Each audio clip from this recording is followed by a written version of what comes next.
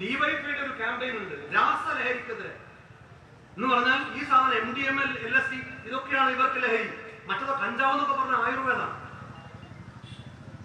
അങ്ങനെ ലഹരിയെ ലെജിറ്റിമൈസ് ചെയ്യുന്ന പാർട്ടി ഭരണകൂടം ഈ നാട് ഭരിക്കുമ്പോൾ പ്രതിഷേധിക്കണം എന്ന് നിങ്ങൾക്ക് തോന്നുന്നില്ലേ? നിങ്ങൾക്ക് ആഗ്രഹമില്ലേ?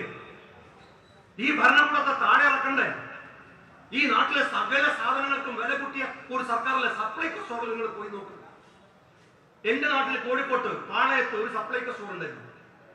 അവിടെ സബ്സിഡി ഒരു സാധനവും ഇല്ല. അദ്ദേഹം ബോർഡ് വെച്ചു, അരി ഇല്ല, പഞ്ചസാര ഇല്ല, ചായപ്പൊടി ഇല്ല, ചെറുപയർ ഇല്ല, വെളിച്ചെണ്ണ ഇല്ല.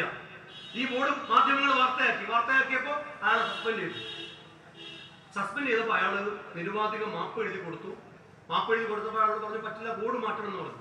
അങ്ങനെ ബോർഡ് മാറ്റി അയാൾ അരി ഉണ്ട്, ചായപ്പൊടി ഉണ്ട്, പഞ്ചസാര ഉണ്ട്, ചെറുപയറുണ്ട്, ബോർഡൊക്കെ മാറ്റി. ഈ ബോർഡ് കണ്ടപ്പോൾ ആളുകൾ സാധനം വാങ്ങാൻ വേണ്ടി വന്നു. അരി ഉണ്ടോന്ന് ചോദിച്ചു. അയാൾ പറഞ്ഞു അരി ഇല്ല, പഞ്ചസാര ഇല്ല, ചായപ്പൊടി ഇല്ല, വെളിച്ചെണ്ണ ഇല്ല. ബോർഡിലുണ്ട്, കടയിലില്ല. അതെന്താ ബോർഡിൽ വെച്ചത്? ബോർഡിൽ വെച്ചില്ലെങ്കിൽ എന്റെ പണി ഉണ്ടാവില്ല. ഇതല്ലേ സപ്ലൈകോ സ്റ്റോറിന്റെ അവസ്ഥ?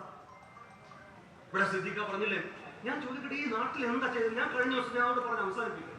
സിദ്ദീഖ അവിടെ പറഞ്ഞ വാണിയമ്പുഴയിൽ ഞാൻ പോയി. ആ ചാലിയാർപ്പുഴ കടക്കുമ്പോ എന്നോട് അവർ പറഞ്ഞു ചങ്ങടത്തിലാണ് ഞങ്ങൾ പോയത്. അവിടെ ഒരു പാലുണ്ടായിരുന്നു. 6 കൊല്ലമായിട്ട് ഒരു പാലുണ്ടാക്കാൻ ഒരു കഴിഞ്ഞിട്ടില്ല.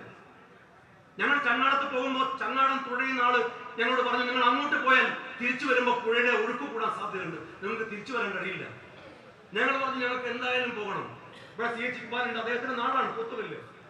ഞങ്ങളെ പുഴ കടന്ന് മുറിച്ച അപ്പുറത്ത് ചാലിയാർപ്പുഴ കടന്ന് അങ്ങോട്ടേക്ക് പോയപ്പോ അവിടെ എത്തിയപ്പോ അവിടെ 600-ലധികം ആദിവാസികൾ. ആ പാവങ്ങൾ ഞങ്ങളോട് പറഞ്ഞു, മഴ പെരുത്താൽ, മഴ കനത്താൽ ഞങ്ങളുടെ കുട്ടികൾക്ക് സ്കൂളിൽ പോകാൻ കഴിയില്ല. ഈ ചങ്ങാടത്തിൽ കുട്ടികളെ എങ്ങനെ ഞങ്ങൾ പറഞ്ഞേക്കും? ഞങ്ങൾ താമസിക്കുന്നത് കണ്ട് ഈ ടാർപോളിൻ ഷീറ്റിനടിയിൽ നിങ്ങൾക്ക് വിശ്വാസം വരും? ഇപ്പോഴും നമ്മുടെ നാട്ടിൽ ടാർപോളിൻ ഷീറ്റിനടിയിൽ കഴിയുന്നവർ ഈ നിലമ്പൂർ മണ്ഡലത്തിലുണ്ട്. 6 കൊല്ലമായി പുഴയിൽ ഒഴുകിപ്പോയ അവരുടെ വീടുകൾ ഒരു വീട് വെച്ചു കൊടുത്തില്ല ഈ നാട് ഭരിക്കുന്ന സർക്കാർ. എന്നിട്ട് ഏറുമാനം കാണിച്ചു തന്ന ഒരാള് എന്ന് പറഞ്ഞു ആന വരുമ്പോ ഞങ്ങൾ ഈ ചെറിയ കുട്ടികളെയും കൂട്ടിയിട്ട് ആ മരത്തിന്റെ മുകളിലേക്ക് കയറി രക്ഷപ്പെടും. നേരം വെളുക്കുമ്പോഴും അവിടെ ഉറങ്ങാതെ ഞങ്ങൾ കാവലിരിക്കും. ഒരുപക്ഷെ ഞങ്ങളുടെ ടാർപോളിൻ ഷീറ്റുകൾ ചിലപ്പോ നേരം വെളുക്കുമ്പോഴേക്ക് ആന ചവിട്ടി കൂട്ടിയിട്ടുണ്ടാകും. ഞങ്ങൾ പിന്നെയും പണിതുയർത്തും.